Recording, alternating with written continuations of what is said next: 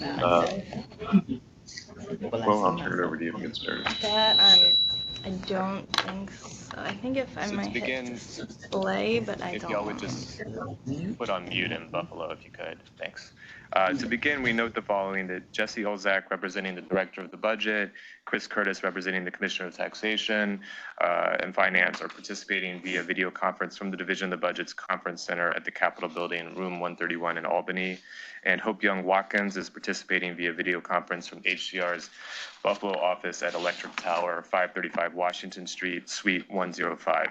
In accordance with the Open Meetings Law, notice of our locations has been made public, and the public has the right to attend and observe the proceedings from these locations. To open the meetings of the HFA Board, the AHC Board, and the HTFC Board, I ask for motions and second to call to order, consider each agenda item, and later adjourn the meetings. Motion? So moved. Second? Second.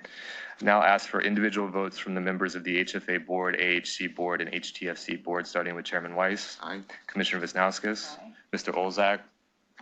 Aye. Mr. Curtis. Aye. Mr. McIntyre. Aye. Ms. McEwen. Aye. Ms. Miller. Aye. Ms. Young Watkins. You may be on mute. Thank you. Aye. To open the meeting, the HFA Finance and Program Committee, I ask for motions and seconds to call to order, consider each agenda item, and later adjourn the meeting. Is a So motion? moved. A second? Second. For the individual votes of each committee member, we'll accept the previous votes of Chairman Weiss, Commissioner Wisnauskas, and Mr. Olzak. We'll use these votes as items are considered throughout today's meeting unless a board member decides to vote differently or needs to recuse themselves. Meetings are officially open. Okay, I'll turn things over to President Wisnauskas for her president's report. Great. Good morning, everybody. Welcome, Hope, from me and the team here as well. Happy to have you with us. Last month, I sort of talked about changes at the federal level and the importance of us sort of staying the course and remaining laser focused on our mission. But people are clearly feeling very incredibly anxious about what lies ahead. And so to sort of the board and to the team, I just wanted to sort of share a little note about sort of commitment on that. We are not making any changes to our day-to-day services and operations. We are continuing for any actions that could have immediate impact, like the federal funding pause that happened last week. We are taking our cues from the governor and from the Attorney General's office, and they are front and center defending New York's funding streams, our laws, our programs. There's certainly no telling what next will come down from what department or what program, what efficiencies will be proposed. For us, we have our eyes very focused on the Housing Choice Voucher Program. As folks will recall, we oversee a 100,000 unit project-based portfolio. We run a 40,000 unit Section 8 voucher program. We obviously see a lot in this board of low-income housing tax credits, both the 9% program as well as the tax-exempt bonds with 4% credits program.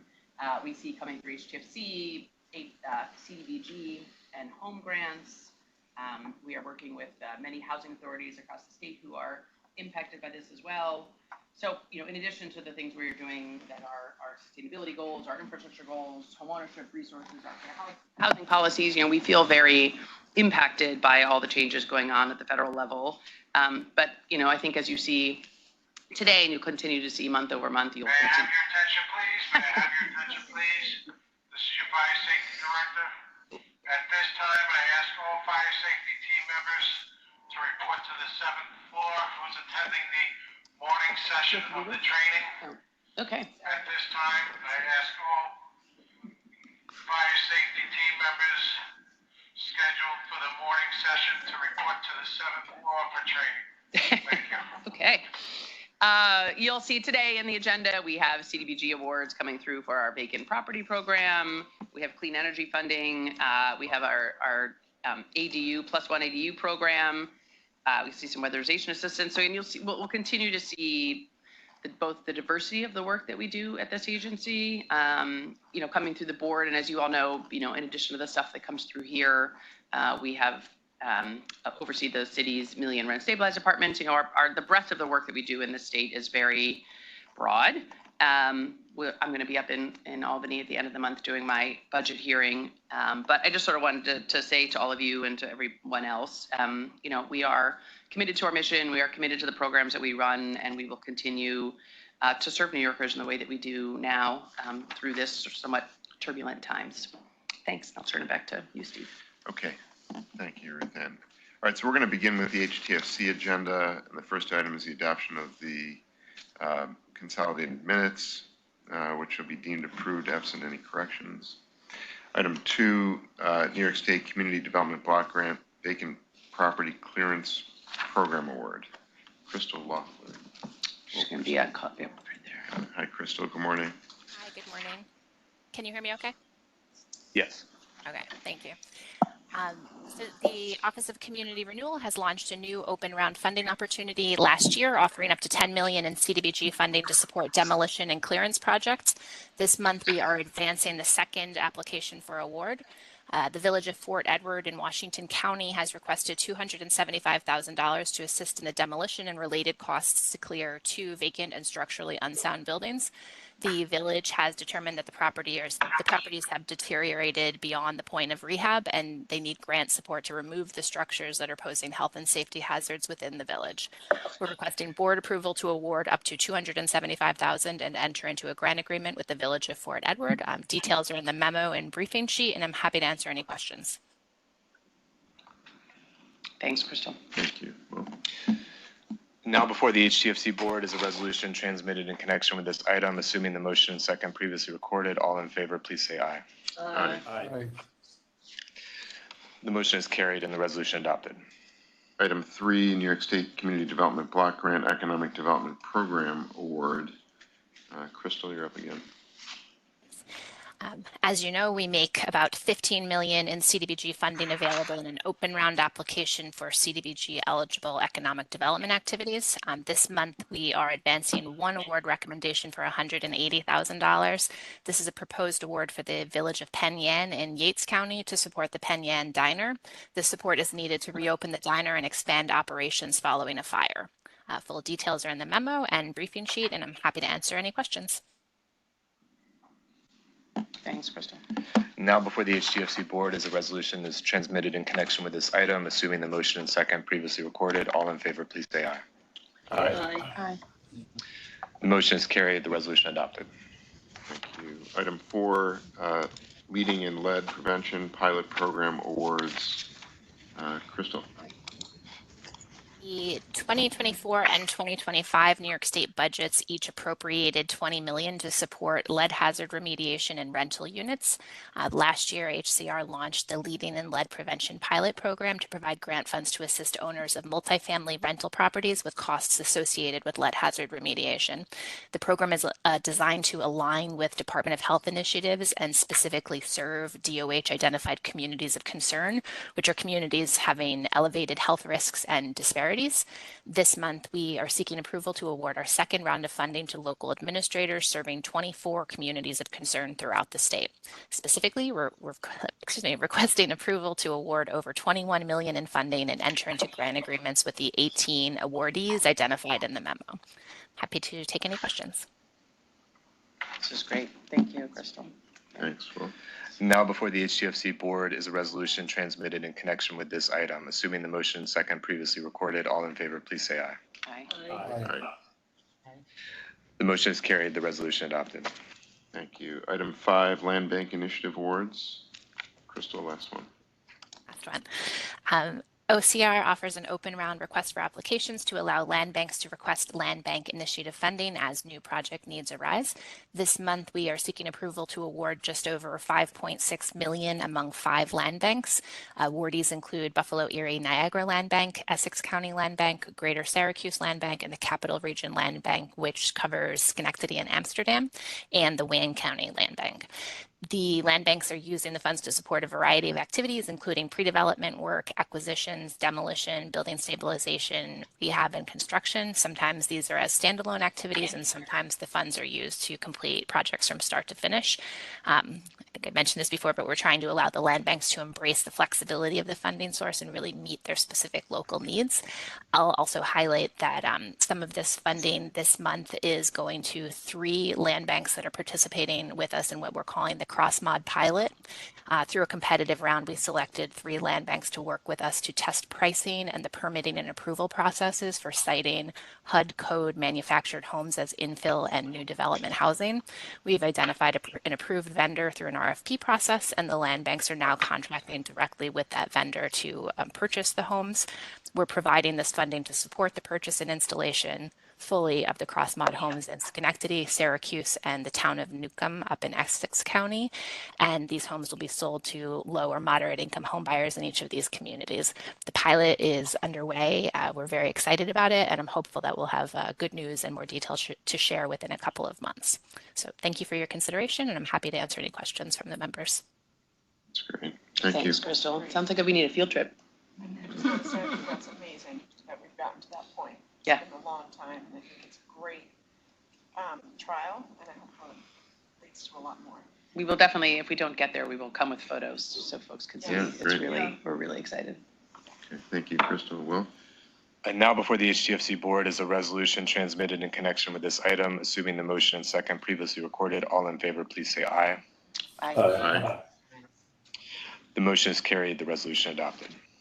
Okay, item 6, DHCR to HTFC funds transfer for weatherization, and Samantha Pierce, Vice President of Sustainability, will present. Good morning. Computer this time. Good morning, everyone.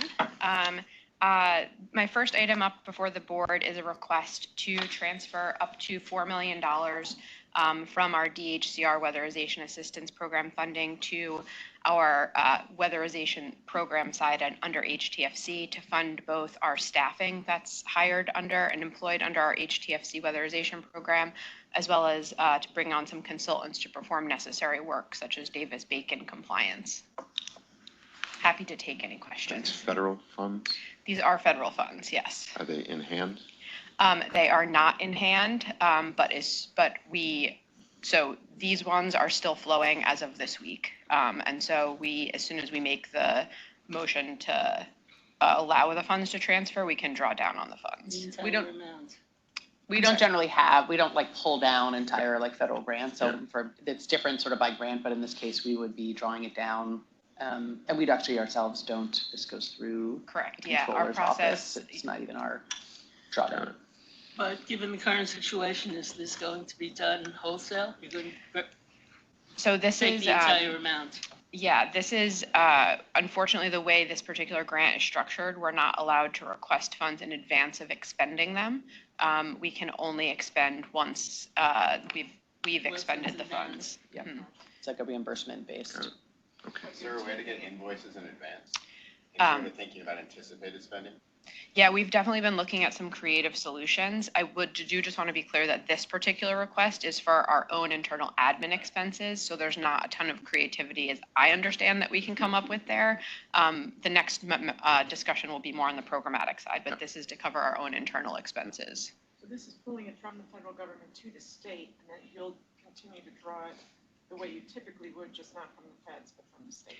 Correct, yeah. So the New York State Office of State Controller pays for the payroll on our staff, and then they request OSC from the federal government to reimburse their outlay of expenses for us. So the real question is whether the controller's office can advance the money.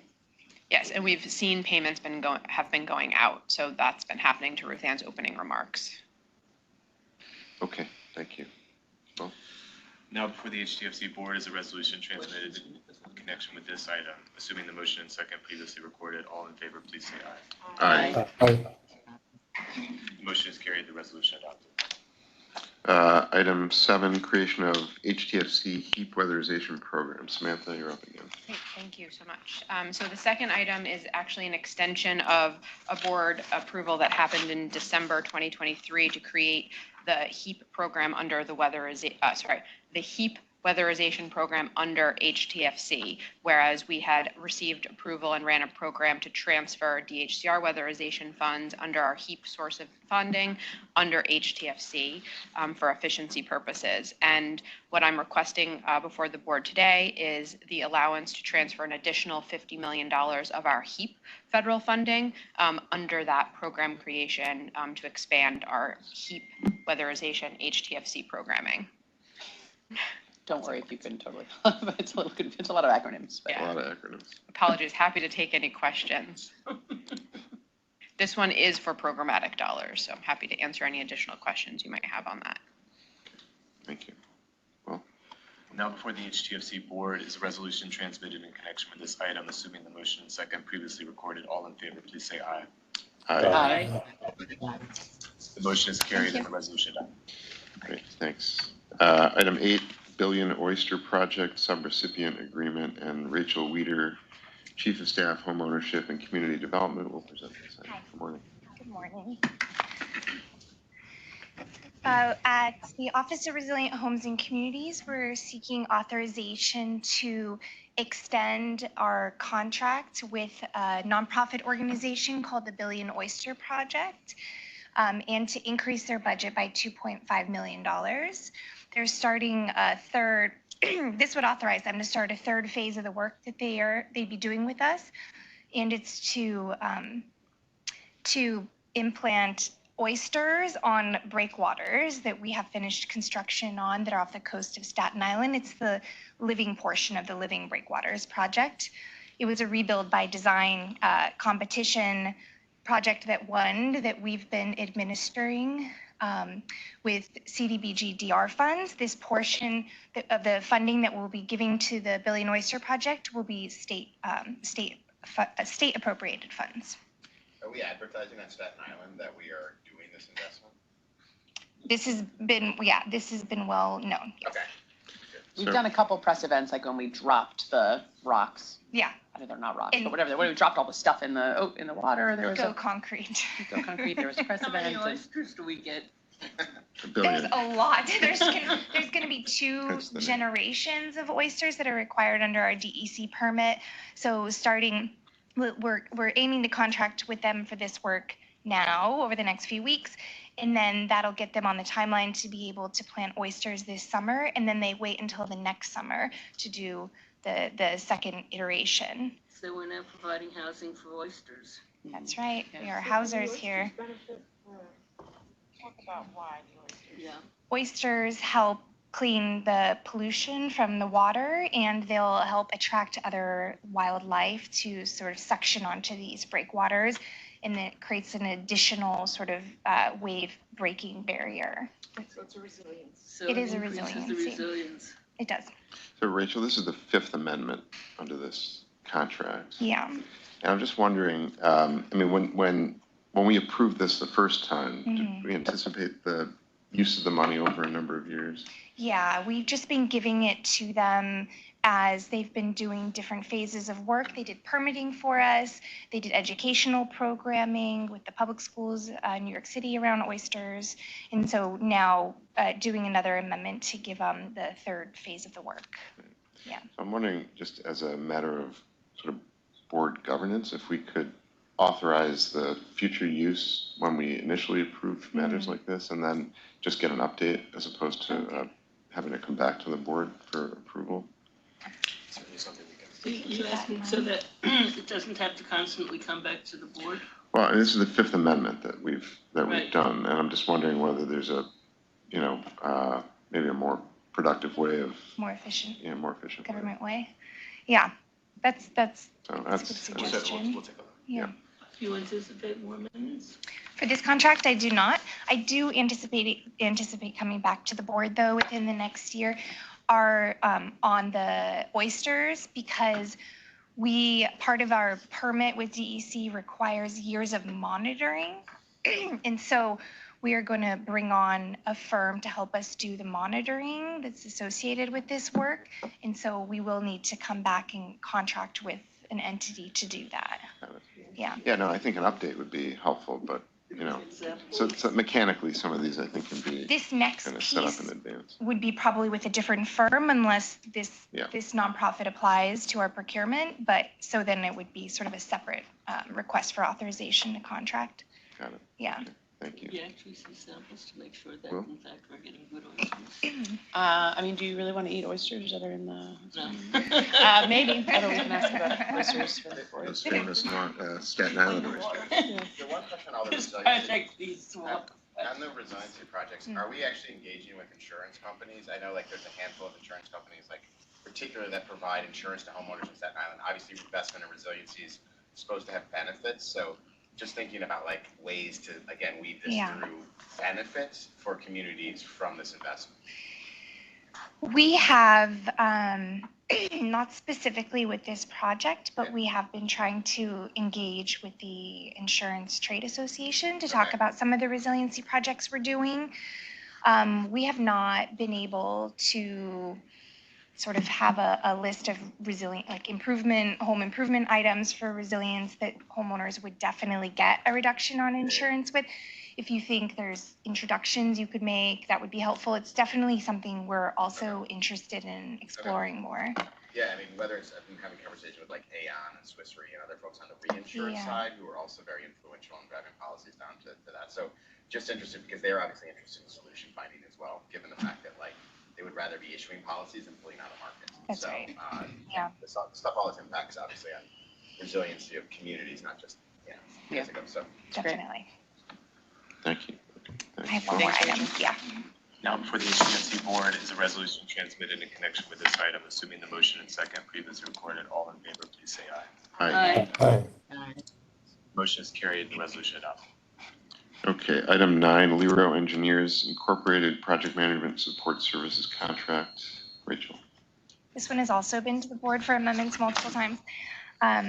Requesting an increase of $1,850,000 and to extend the term of their contract to the end of December, to the end of 2026. They provide staff that support us in a lot of the Sandy recovery projects, including Living with the Bay on Long Island, the Breakwaters project we were just discussing, as well as some of our housing programs. So it will be the last time we'll extend this contract, and it's actually a consolidation of other contracts where we had support staff. So now it was just this one contract that we need for support staff. And we do anticipate that this would be the last one. Great. Thank you. Well. Now before the HTFC board is a resolution transmitted in connection with this item, assuming the motion and second previously recorded. All in favor, please say aye. Aye. Motion is carried and the resolution adopted. Thanks, Rachel. Thank you. Item 10, +1 ADU Round 3 Awards. Anika Nawabi will present. Good morning. Good morning. How are you? Hi. All right. So I wanted to. Anika, will you just reintroduce yourself in case people forget? Yes, sure. Anika Nawabi, Director of Special Projects. I'm here today to present request for authorization for our Round 3 awards for the +1 ADU program. The ADU program was introduced in the 2022-2023 capital budget for $85 million. Since then, we've issued 2 rounds of funding, totaling $60 million, with the goal of establishing around 500 units. We have 50 participating municipalities.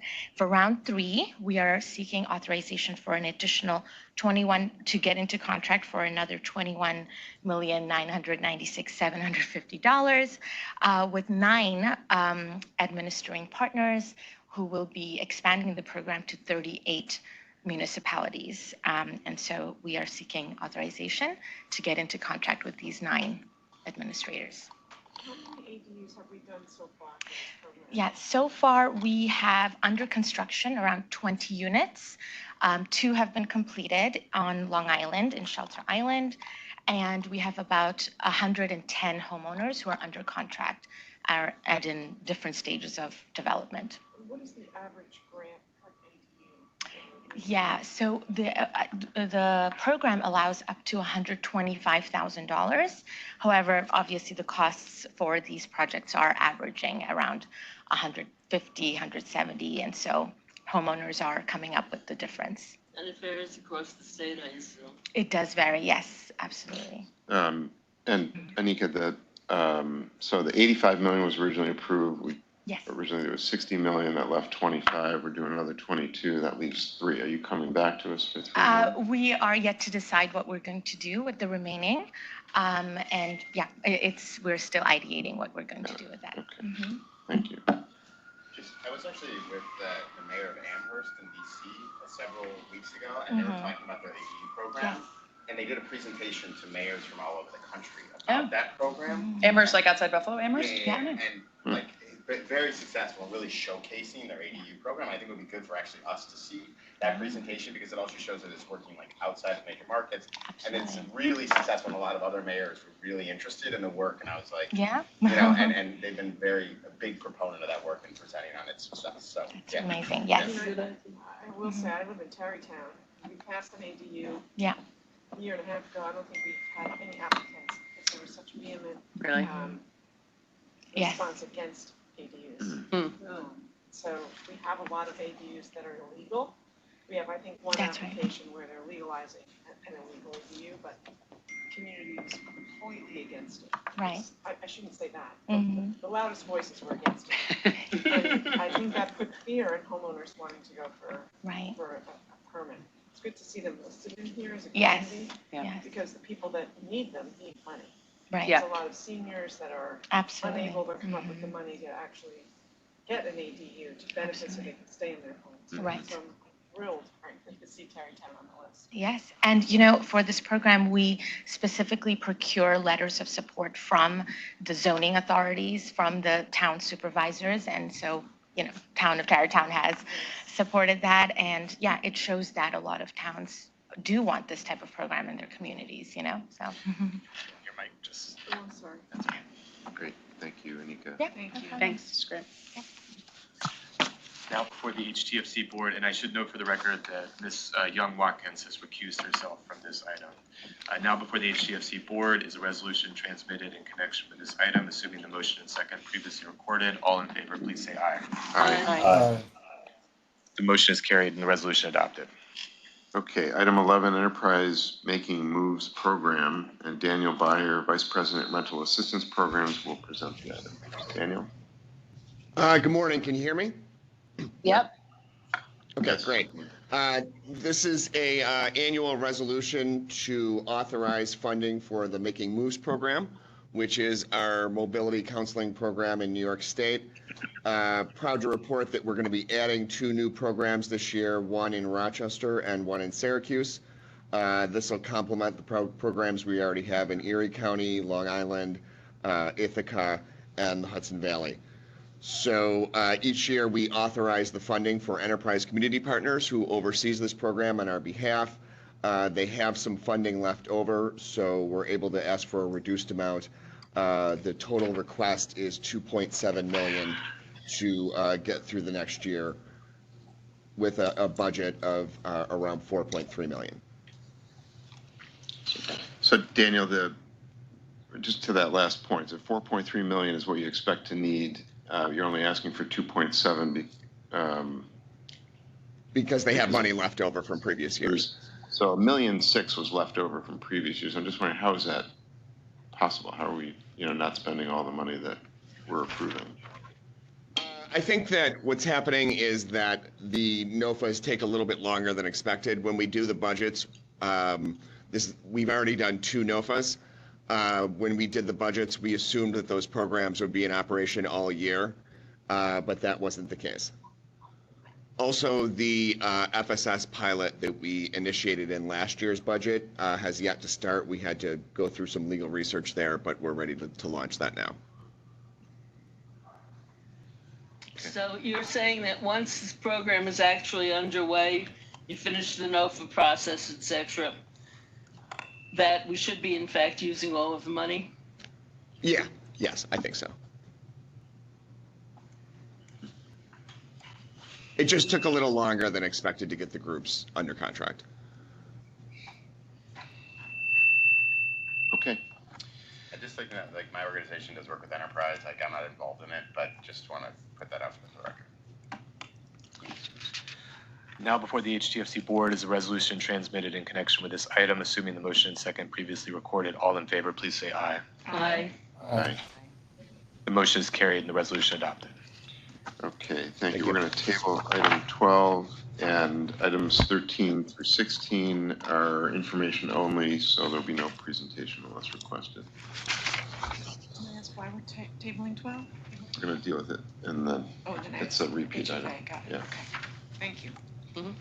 Okay, so without further ado, I guess we'll move on to HFA and AHC. Item 1 is adoption of the minutes, which will be approved unless there are corrections. Anyone else hearing this feedback?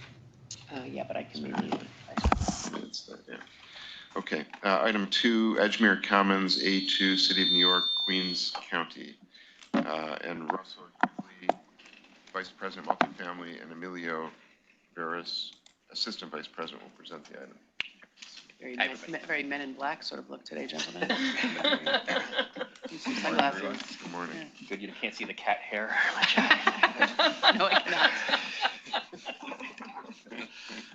Good morning, everyone. I'm Emilio Veras. I'm an Assistant Vice President of the Multifamily Finance Team. I'm here to present Edgemere Commons A2, which is the new construction of a 244-unit building located in Far Rockaway, Queens. The 18-story building will include 77 indoor parking spaces for residents and approximately 4,000 square feet of commercial space. The project will be developed on the former Peninsula Hospital site in Far Rockaway and will finalize the first full block in the new Edgemere Commons neighborhood. HFA actually financed Building A1 in 2021. And the master development aims to create mixed-use community with retail, medical facilities, and outdoor public space with approximately 2,000 affordable housing units. Building amenities at the project will include free Wi-Fi in units and common areas, community recreation room adjoining an outdoor space on the 4th floor, and a second roof deck with ocean views on the 14th floor. In addition to meeting HDR's design and sustainability guidelines, the building is designed to withstand major storms and flooding in accordance with the New York City Climate Resiliency Design Guidelines.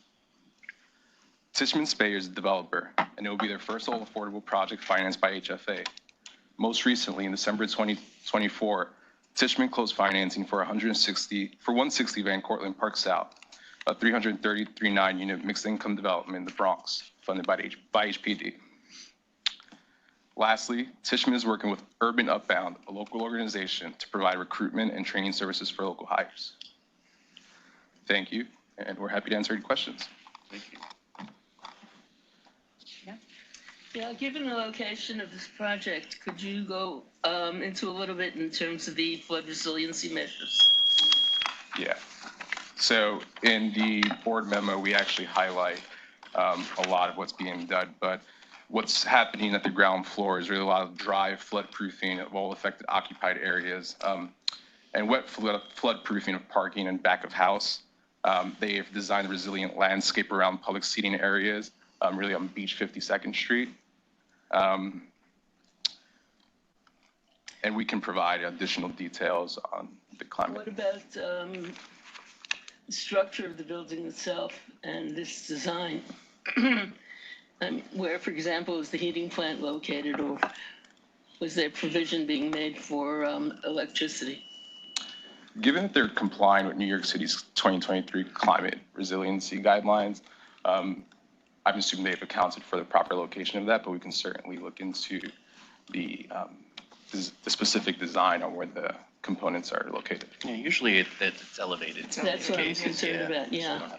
Today, new construction is definitely elevated, okay. Yeah, and just interested, obviously the Avern, that whole park in front has been set up as a preserve, I think, to support resiliency, but I'm interested in that perspective as well. Yes. It's part of the mitigation. Not to start. I don't know if it's, I don't know why they do that sometimes. I just remember going up that area with the Hurricane Sandy. Yes. Yes. The one question I had, and we can talk about, because it's actually in relation to the Rip Van Winkle project we're going to talk about later, is just, for example, like looking at the operating budget on this, like the utilities, like this is like maybe 25% more units than Rip Van Winkle, but it's like 80% more in utility costs. Like this has $650,000 in utility costs versus Rip Van Winkle is starting at $80,000 in utility costs. So that is a major difference. And so just understanding as we're approaching these buildings, like that's $10 million plus kind of thing over time, and whether or not there's a thinking about, I know design guidelines and other things, but just it's expensive not to invest in higher quality buildings perhaps up front. And this is like a perfect case of showing $600,000 a year different in utility costs between this and Rip Van Winkle. Do you think it's something about the construction? Is that what you're saying? Could be. I don't know. Like whether Rip Van Winkle is designed to a passive house standard, I believe. Could be they're paying for tenants' utilities. It could be that too. And yeah, it may be I don't know the utility makeup on that. But do you know that, Russell? For which one? Are they, for this one, does the 600 represent payment for the utilities for the residents as well? Yeah. Is so that the tenants difference? are paying for their own electric, which includes, okay. You know, let's say electric for their appliances in home, but then also for hot water heating because it's fully heating.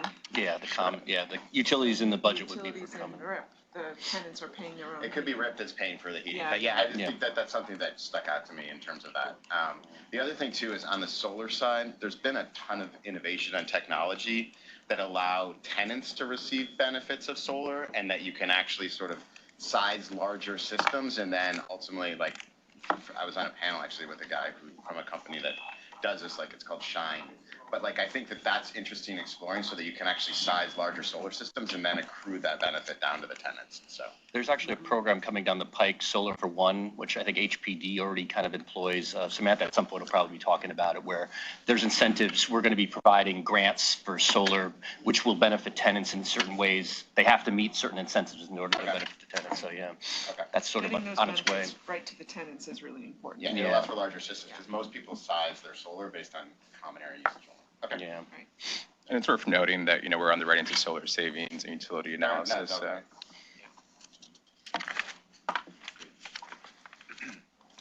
This is before the HFA Finance and Program Committee and the HFA Board. Resolutions transmitted in connection with this item. Assuming the motion and second previously recorded, all in favor, please say aye.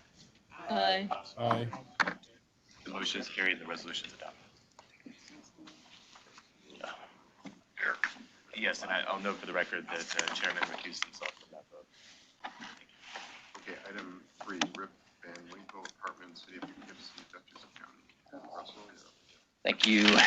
Rip Van Winkle Apartments is an 18-story tower in Poughkeepsie. It's situated along the Hudson River, in between the Mid-Hudson Bridge to the south, the Victor Warius Park to the north, and then the Hudson River Walking Bridge, which is a bit further north to that. It's also just a block south of the Poughkeepsie Metro North Station that connects down the Hudson line to New York City. It was originally built in 1968. It was financed as HUD Section 236 housing. For those unfamiliar, the Section 236 is the HUD financing program that sort of runs counterpart to the Mitchell-Lama program. And so Rip Van Winkle started out as a Mitchell-Lama housing project.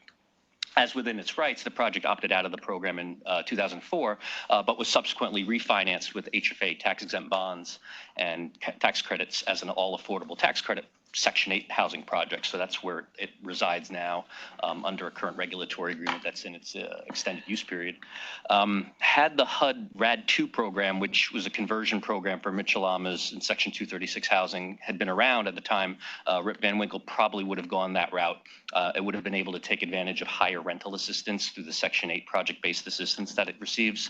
Nevertheless, all 178 units, revenue-generating units, are currently covered by Section 8 project-based rental assistance. It's just that rental assistance increases based on operational cost adjustment rather than based on the fair market rents of the area. So the revenue stream has not been as heavy as it would be under the RAD 2 program. I just make a note of that because that's one of the reasons why the project, you know, it has had some financial challenges over the years. Also, rising expenses, property management challenges, and the wear and tear on a 57-year-old building is why the project is in need of injection of capital to help bring the building to a more stable position for an extended period of time. However, this presents us an opportunity while we have it to go beyond just renovation and implement a robust program of energy efficiency measures through both the agency's Clean Energy Initiative and through CPC's Greenhouse Gas Reduction Fund, or GGRF, $9 million in that regard. It's getting from the program to fully convert the building to electrification, along with other measures to help reduce energy. They're estimating by nearly 70% as a result. This may be the agency's first project to benefit from the GGRF program. I believe there's another project that's nearing completion in Tarrytown that's sort of running neck and neck with Rip Van Winkle for this honor and distinction. So we'll see. Today. All right, I guess they're going to win. All right, can we approve this now? So we'll see. But it's exciting to see that this is happening. So especially in this particular project. Other energy efficiency measures will include new windows, new heat pumps, domestic water system upgrades, air conditioners, rooftop energy recovery ventilators. There'll be building envelope upgrades, low flow plumbing, LED lighting, and solar energy retrofitting, by the way, which will qualify for solar tax credits. As is our practice to not utilize tax-exempt bond and volume cap 4% credits on preservation projects, a means to preserve volume cap for our larger new construction initiatives, Rip Van Winkle will be able to be financed through a host of other sources. And that includes our state low-income housing tax credits at a 9% rate, our multifamily preservation program subsidy, the CPC first mortgage that'll be insured by Freddie Mac, an equity loan from the sponsor to bridge the financing during construction until the state tax credits come in. And then, as I mentioned earlier, the energy efficiency financing that we're getting through CPC and our Clean Energy Initiative. Solar tax credits also. Solar tax credits too, yes. Related Affordable is the project sponsor. Its single-purpose entity borrower will be acquiring the project from GHC Housing Partners through an agreement between the two in 2022, whereby Related began assisting in facilitating new property management of the building and a rather robust plan for its renovation and stabilization. The acquisition cost is covered primarily by the new CPC Freddie First Mortgage loan, and it largely includes paying off existing debt on the property. Related Affordable has a long track record of affordable Section 8 housing preservation in conjunction with the agency. We worked together to renovate and stabilize 5 large properties in a bundle back in 2021, 1,300 units. Most of them are up in Amherst near Buffalo, and then one in Middletown. So this is something that they're used to doing, and they've definitely demonstrated the capacity to do this. And this financing provides an opportunity to show as an example how existing buildings can go beyond renovation and innovative and creative energy efficiency programs that are available to preserve affordable housing for the longest period of time. Thank you. Note for the record that Chairman Weiss and Ms. McEwen have recused themselves from this vote. This is also, again, the same item as item 12 on the HTFC board agenda. Now before the HFA board and the HTFC board are resolutions transmitted in connection with this item. Assuming the motion and second previously recorded, all in favor, please say aye. Aye. Aye. Motion is carried. The resolution is adopted. Okay, item 4. Kitty House, City of New York, Bronx County, Russell. Kitty House, I like Kitty House. Yeah, it's Kitty. Yeah, from a former Mitchell-Lama, Art Rip Van Winkle, to a current Mitchell-Lama. This one is affordable Mitchell-Lama rental housing for seniors in the Bronx, known as Kitty. It's a 14-story building, 295 units, located in Fordham, originally built in 1969.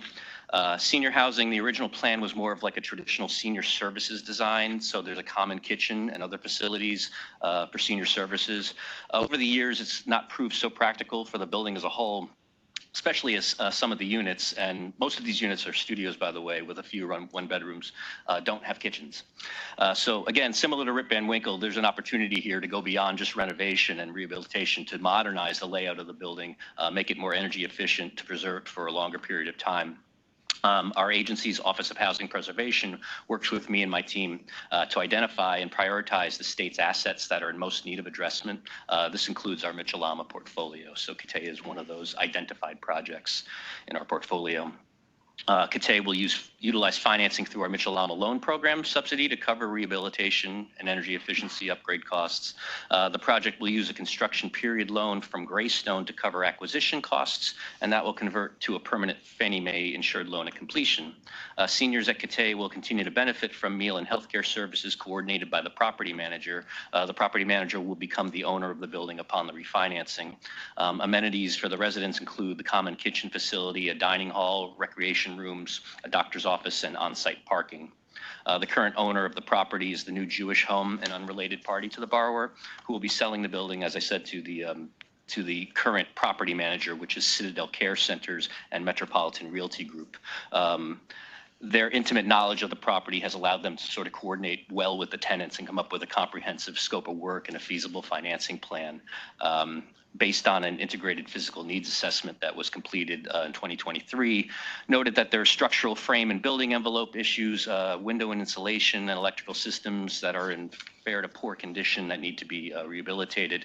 The scope of work includes interior and exterior repairs and upgrades, the installation of new electric and mechanical systems and bathroom renovations, and of course the units that don't have kitchens will now have kitchens installed. 74 units are currently vacant. Those will be fully renovated and brought up to housing quality standard, HQS, that's HUD's quality standard compliance. What that means is that it'll also allow them to benefit from project-based Section 8 rental assistance. The project was awarded PBVs from our agency last year. So by putting those units up to quality standards, they'll be able to kind of get the PBVs immediately upon completion. This revenue stream will help stabilize the property through a new 20-year housing assistance payments contract. Energy efficiency measures will be substantial, resulting in a minimum 20% energy use reduction, which is the agency's baseline requirement. All units will receive new electric stove, Energy Star appliances, LVV flooring, light fixtures, and though not fully converting to electric, there will be an upgrade of the building's electrical service system to increase capacity, putting it in a position for future upgrades, as will be feasible with the healthier cash flow that will result from this financing and the rental assistance. Relocation, there will be some work completed with residents remaining in place. There may be periods during the day where residents will have to vacate their units temporarily, but all services will be restored at the end of each workday. And the project will remain as an Article 2 Mitchell-Lama and continue to benefit from its shelter rent real estate tax exemption. Thank you. Are you doing kitchens, so every unit will then have kitchens? Not every unit doesn't have kitchens. There's some units that don't. But afterwards, everyone will have kitchens. Yeah, everyone. Yeah, I'm just interested in tracking sort of use of kitchens ultimately because, you know, I have a grandmother that doesn't use her kitchen. And so this is for thinking about office building conversions and other things where senior housing is a good option for that. Do we need to be doing kitchens in every unit, or is there a way to lean heavier on a high quality common kitchen as supporting that? So I was just curious for tracking that over time for office building conversions mostly. I'm a grandmother who uses her kitchen. What? I mean, I'm a grandmother who uses her kitchen. I have to say, we can't change everything on the back of your grandmother. No, I know, but there's a lot of unused. I mean, there was a reason that they didn't put kitchens in originally. I mean, use, right? Everyone needs running water. They need to keep I agree with that. Like microwave, whatever you want to do, but some level of. Right. Well, there was a time when they thought that seniors would be better off in some sort of congregate housing situation where they wouldn't have to supply their own meals. Yeah. And they could rely on the facility for meals, etc. Yeah. But I think that the view of that has changed. Fair enough. Yeah. Okay. From what I gather, it's a mix of that in this building. There are probably some seniors there that do enjoy the services, and then there are other seniors that are more independent thinking. Yeah. Okay. Yeah, and it's also considered Fair enough. good to have common social activities to get them out of their rooms and out of their apartments. But why are 74 units vacant, you know? Yeah, they're units that had been probably without the kitchens, so that's probably the ones that they've designated, and they've just not used them. They've been keeping them vacant so that they could rehab them? Exactly, yeah. And that allows the Section 8 benefits to come into those units in a much more streamlined way, so. Always glad to see senior housing. Yeah. Yeah. Now before the HFA board is a resolution transmitted in connection with this item. Assuming the motion is second, previously recorded, all in favor, please say aye. Aye. The motion is carried, the resolution adopted. Great, thanks. Let's see, item 5, Mills at High Falls, City of Rochester, Monroe County, Russell. Sure. The Mills at High Falls refinancing.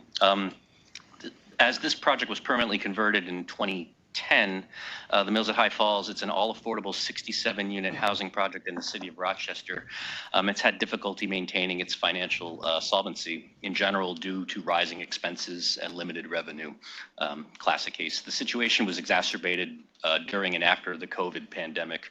The project has received forbearances on its HFA bond finance first mortgage, originally $3.9 million at a rate of 5.5%, with a current remaining balance of about $2.98 million. A temporary suspension of its servicing fee and reserve requirements. The project continues to make its tax and insurance escrow payments. It's not defaulted on any of its loans. The project's physical condition has been well maintained, but the project is currently in its third forbearance since 2021. All forbearances and extensions have previously been presented and approved by the HFA board, whereby at this point it's making its third forbearance a monthly debt service payment of $1,000 per month. The current forbearance extension was requested by our Office of Housing Preservation and approved by the board back in July of last year, went into effect in August. It's set to expire at the end of this month. So this request is for the approval to refinance that remaining first mortgage balance with our HFA multifamily preservation program subsidy, thereby reducing the borrower's obligations to a 1% interest-only loan with principal and interest due at maturity. The outstanding long-term bonds will be paid off with the subsidy and the bonds redeemed with the coordination of our debt issuance and treasury units. In addition, the project was awarded 25 project-based vouchers last year. That's still in process to get up and running. This additional revenue, we hope, will, once finalized, and coupled with this refinancing, will help put the project on a better, stable financial condition for years to come. A new HFA regulatory agreement will come with the refinancing, extending the affordability for another 40 years. This is the first step. I think there's a long-term plan that needs to be sort of fully fleshed out and coordinated to kind of keep this project viable for a long period of time, looking into continued efforts to reduce expenses, renegotiation of their insurance costs, administrative and maintenance efficiencies. We can look at stabilized but not overburdened rent increase structure. Tenants cannot pay more than 30% of their monthly income towards rent, so that always has to be taken into consideration. Securing additional PBVs is another option I think we can look at. Energy efficiency incentives can cut operational costs and increase resident occupancy stability for a healthier stream of revenue. So the refinancing is a first step as long-term options are explored, but now at least all debt on the property is no longer dependent upon their operating income. I'm sorry. Other than I'm assuming the rising cost of insurance, when you say like expenses are increasing over time, is it beyond that? Is it utilities also? Or? It's mostly insurance, yeah. The insurance is the skyrocketing. I would just say that for purposes of actually doing this, that the agency worked with bond counsel to craft a really tight disclosure outlining the forbearance process, how this was done through a period of time, and then that's the reason that we're ultimately coming to this conclusion, because obviously paying off debt holders as a way to do it is something we don't want to set the precedent for. So I would just make sure that in our disclosure document, as well as in any filings with Emma, that we very clearly describe our process of review and how this is a lengthy process, and that we're finally coming to this conclusion, so that it's not something that bondholders will look at and be like, hey, we're going to get paid off quickly with agency subsidy at some point. Right. Or developers. Yeah, say, I want that too. Okay. On that, the only thing that I will mention is the small amount of money that we're talking here versus our very large wealthy indenture. There might be a materiality. No question about that. It might not even need to be disclosed, but fair enough. We will certainly take that under advisement. Okay. Right. Every building has rising insurance costs, right? So you're essentially just swapping, you're reducing debt to increase insurance, and that's, yeah, right, well, that's what I mean, the interest rate on the debt, like something, I guess my point is just broad, like something's got to give, to James's point earlier about working with insurance companies. Yeah. Thought was a couple of months back that there would be an opportunity under a new administration to address insurance much more broadly. It's obviously changed significantly, but it is probably the biggest issue right now in affordable housing is the rising cost of insurance. So what you're saying is that when we look at the cash flow projection, it's only projecting 2% for the insurance escrow. That's really not a realistic amount. Yeah, I mean, well, it's a 3% increase escalator on insurance, but it's already a very high amount. It's really hard to predict insurance escalations over a long period of time. But the fact that they're already that high, there's an opportunity here to sort of, maybe go back, and with the fact that there's going to be a stabilization with the revenue, might help us be able to renegotiate insurance. I hate to do this to you, because let me ask you though a question which has always bothered me about doing long-term underwriting, which is the likely change in expenses and income over the long term, and that at some point in it, even a 10-year cash flow projection, after 3 or 4 years, it becomes somewhat inaccurate. Yeah, I mean, without catastrophe modeling or something that's much more specific around insurance costs, it is just a year over year, 2% is probably flawed, Yeah, right? there's other ways we mitigate that, maybe through the reserve replenishment. We create escrows which can cover some of that balance. We're conservative in terms of how we underwrite our revenue increases, so that's always below the expenses. Right. Now, I understand that this is an agency standard, and it's not just created for this program, which is why I raise it. Yeah, it's difficult to project insurance, especially in this climate. It's difficult to project any expenses in this climate. And I would just say very broadly that I want to applaud the agency for continuing to do the work around climate, because in essence, the increase in insurance costs is paying for climate change. It's paying for, disaster recovery. That's the largest increase in insurance payouts. And so regardless of the current administration continuing to do that work remains paramount, because at the end of the day, we can either invest upfront in making buildings more resilient, or we can constantly do amendments. Yeah, continue to pay for cleaning up from disaster. So, yeah, that's the way we can mitigate. That's the way we can mitigate at this point. Yeah.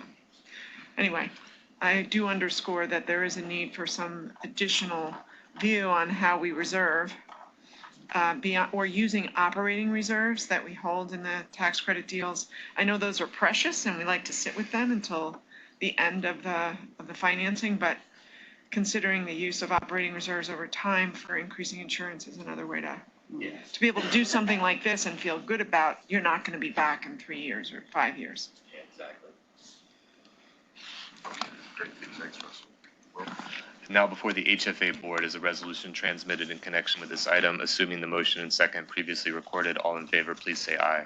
Aye. Motion is carried. The resolution adopted. Okay, thank you. Item 6, Crescent Manor, Village of Ossining, Westchester County. Russell, you're up again. Hi again. So HFA is the largest issuer of our tax exempt volume cap in the state bonds. However, we're not the only issuer. As you're probably aware, among other issuing agencies, the local county IDAs, industrial development agencies, issue small amounts of bonds that do not have, but they don't have the authority to issue the 4% tax credits that come as of right with those bonds. So they have to come to us for that function. So there are many new construction projects that come in whereby we're not really involved in the project, but we're providing the authority to issue the tax credits that come with those bonds. In the case of this project, Crescent Manor, the agency did not issue tax exempt bonds. We were not involved in the project in that way. The bonds are issued by Westchester County IDA. However, we are authorized to issue the tax credits, so any request of a waiver for tax credit basis camp also needs to come through our agency, which is why I'm here today. The agency's qualified action plan for the allocation of 4% tax credits that come with the bonds requires board approval of any waiver of that annual cap. The cap is currently at $575,000 per unit. The project is financed by the agency or another bond issuer. For example, in May of last year, the HFA members approved a similar request for a basic cap waiver on a project that bonds were issued by the State Dormitory Authority. That was Reverend William James Apartments in Harlem. So Crescent Manor is the new construction of 73 affordable units in Ossining for seniors age 62 and older with incomes at or below 60% AMI, plus a supers unit. Though not agency financed, the development of all affordable senior housing in Westchester County is certainly in line with our mission to build and protect affordable housing throughout the state.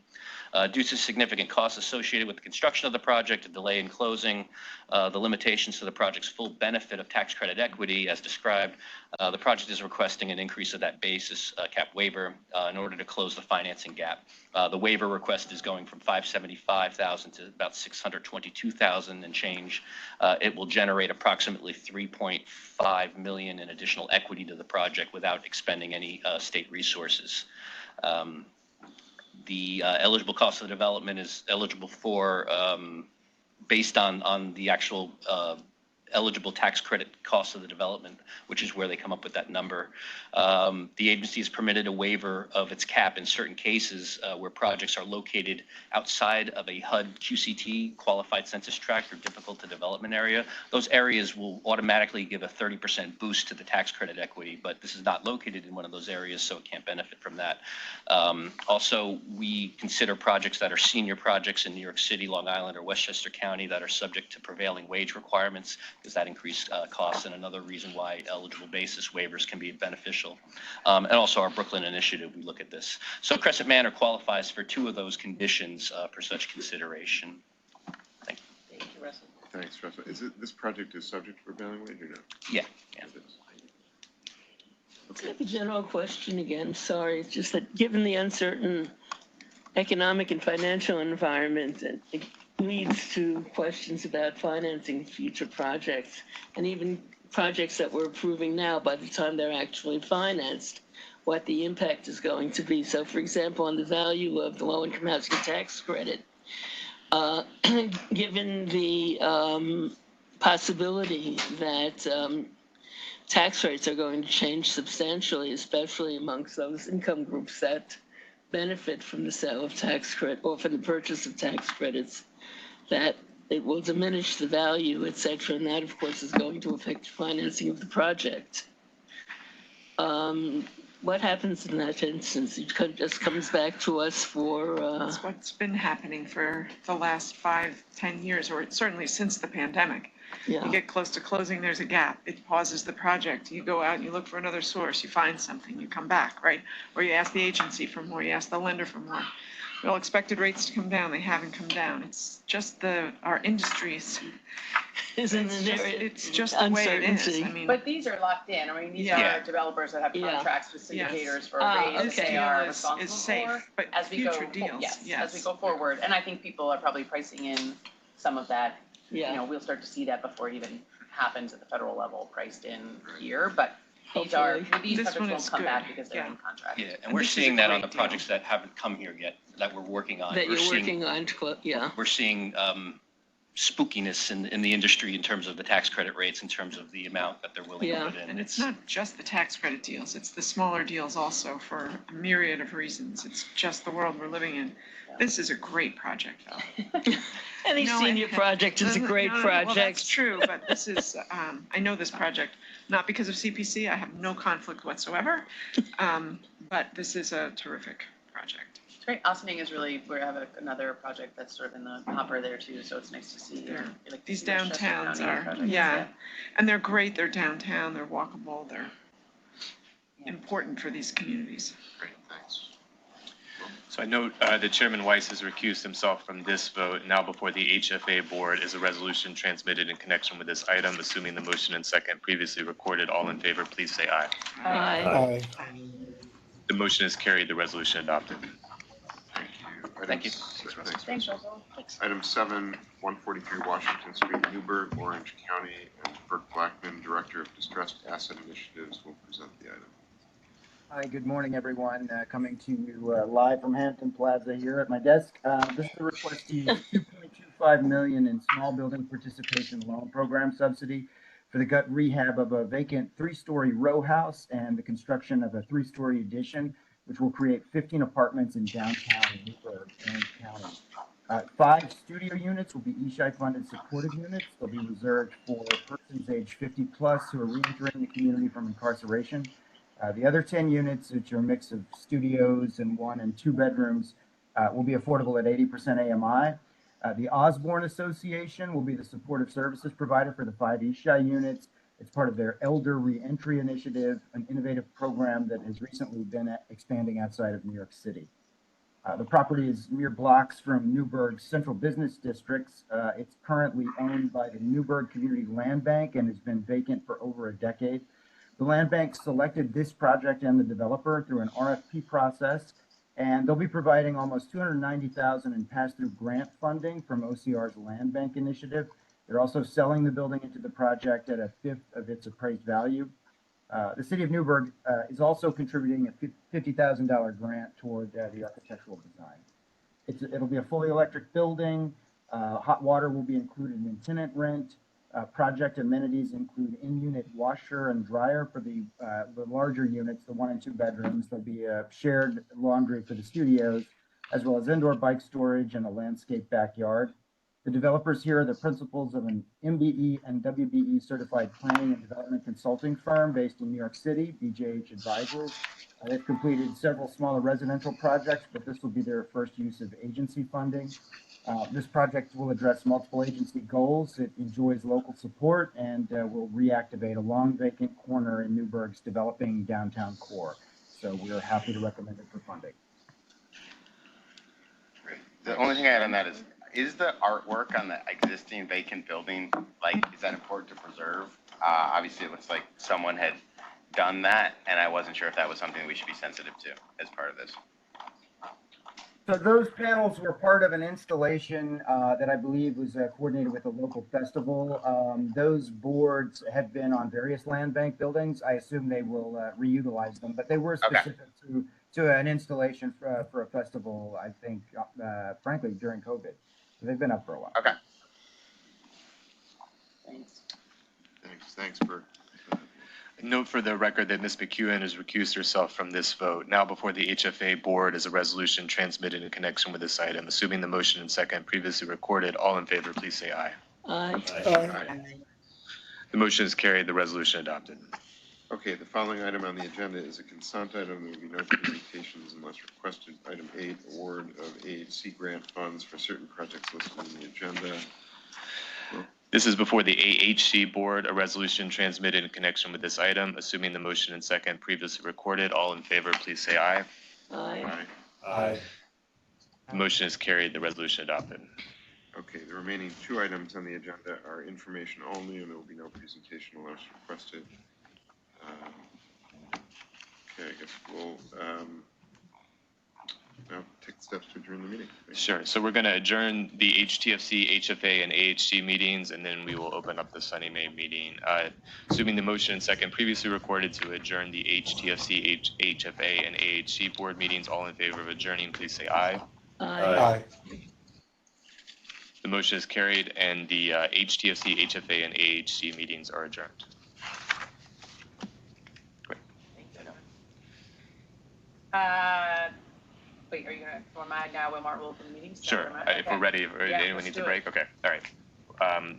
Now we are going to open the meeting of the State of New York Mortgage Agency. To begin, we note the following. Jesse Olzak, representing the Director of the Budget, is participating in the meeting via video conference from the Division of the Budget's Conference Center at the Capitol Building, Room 131 in Albany. In accordance with the Open Meetings Law, notice of our locations has been made public, and the public has the right to attend and observe the proceedings from these locations. To open the meeting of the SONYMA Board, I ask for motions and seconds to call to order, consider each agenda item, and later adjourn the meeting. Is there a motion? Motion. Second? Second. I now ask for individual votes for the members of the SONYMA Board, starting with Vice Chair Wisnauskas. Aye. Mr. Olzak. Aye. Mr. Freeman. Aye. Professor Ford. Aye. And Ms. Miller. Aye. Thank you. To open the meeting, the SONYMA Mortgage Insurance Committee asks for motions and seconds to call to order, consider each agenda item, and later adjourn the meeting. Vice Chair. Aye. Mr. Olzak. Second. For the individual votes of each committee member, we'll accept the previous votes of Vice Chair Wisnauskas and Mr. Olzak. We will use these votes as items are considered throughout today's meeting unless a board member decides to vote differently or needs to recuse themselves. Meetings of the SONYMA Board and the SONYMA Mortgage Insurance Committee are officially open. Great, thank you. We have 2 action items to get through today. So item number 1, what is the minutes? Adoption of the relevant sections of the consolidated minutes listed on the agenda, which shall be deemed approved, absent any corrections from any board members. Okay, hearing none. We have item number 2, which is mortgage insurance for Edgemere Commons, Building A2 in Far Rockaway, Queens. And Mike Friedman is going to present this to the board. Thanks, Mike.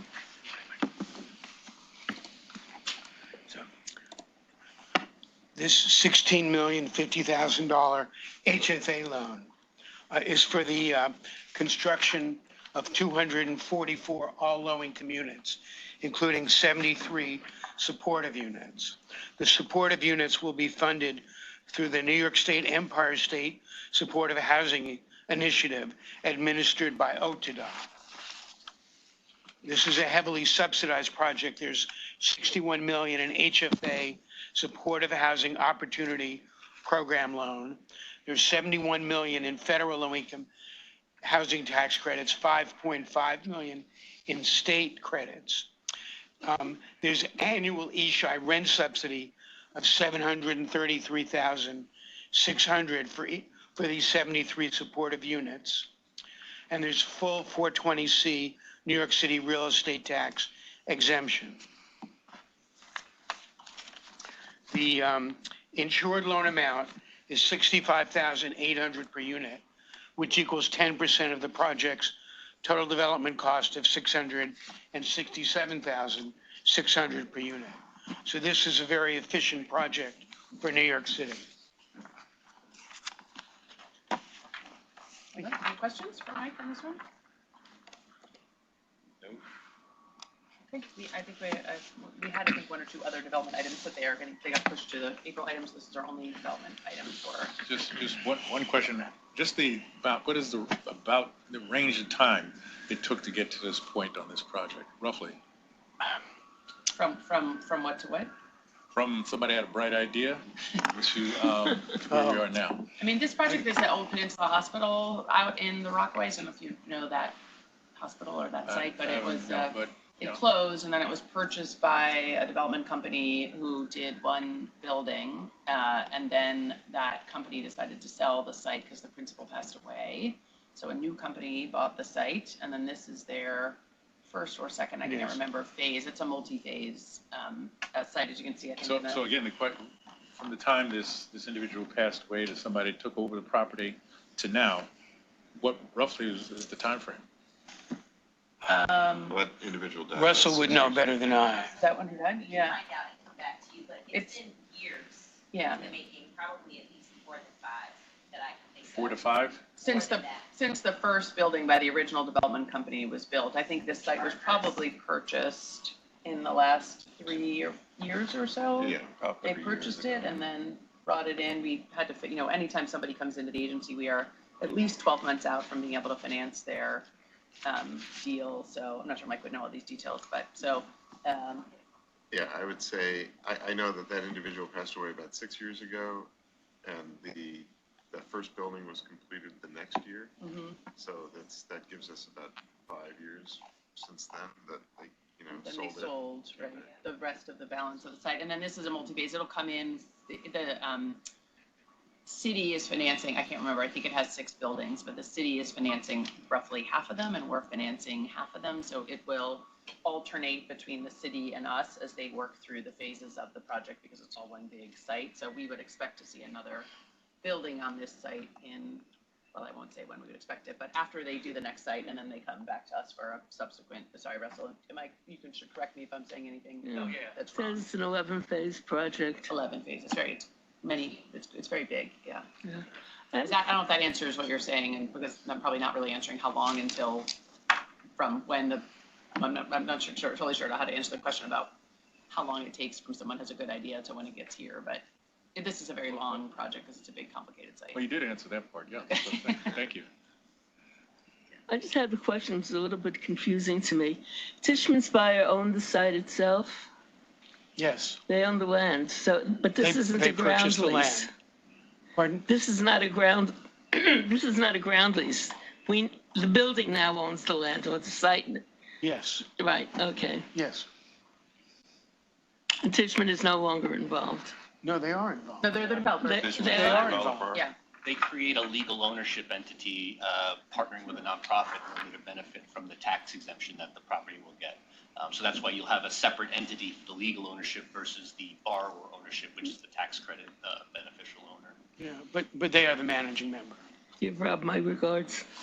So Tishman, so Tishman owns it, and they're doing the management by an outside company. Yeah, they're bringing Grenadier to manage. Okay, and Ariel's doing the architectural work. Okay. Did have a quick question. What type of contamination was there, and what was the level of it, if you know? I don't. Okay. Russell, do you know if this was the remediation that they're doing on the site? It is a brownfield site, so we had to go through DEC to get the remediation plan approved in order to be eligible for the tax credits. But we can get you more information on the brownfields if. Brownfield because of the hospital?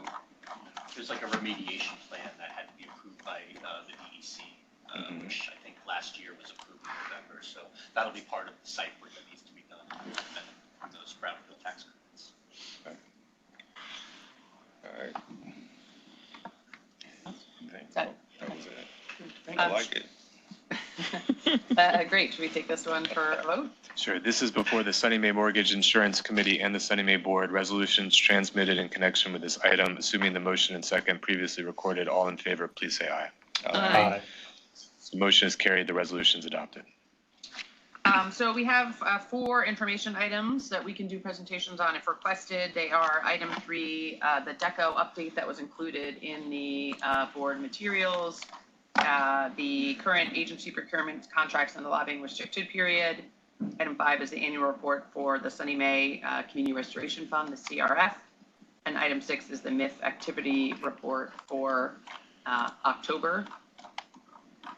Commissioner, I just want to flag I might have to leave shortly. Apologies. Okay. Suddenly came up. So Thank you. I appreciate the heads up. Report is on page 54. 54. Yeah. Thank you. Okay, so if there's no presentation requested, we are going to adjourn the meeting. That was the insurance committee. That's or the board is. Sunny Mae Board is adjourning. There are only the board items were the Edgemere Commons A2 presentation. As I say, we had 2 other project presentations, but both projects got pushed sort of at the last minute, so they weren't in the materials, to the April board. We're doing our big March reso, as we do sort of every March. So some projects that we thought were going to get included in that got pulled out. So both HFA and HTFC and Sunny Mae have smaller agendas this month, and they did because we don't have as many. And the DECO thing is by if you want to. This is almost a record time for all 3 or 4 boards to. They put it as an information item. So we can now take steps to adjourn the meetings. That's okay with folks. We're meeting next on Tuesday, March 18th. We are meeting next month on a Tuesday instead of on a Thursday due to PACB timing and to get our approvals in order. Assuming the motion and second previously recorded, all in favor of adjourning, please say aye. Aye. Motion is carried. The meetings are adjourned. Thank you. We can stop recording, Lillian. Thank you. We could hang out.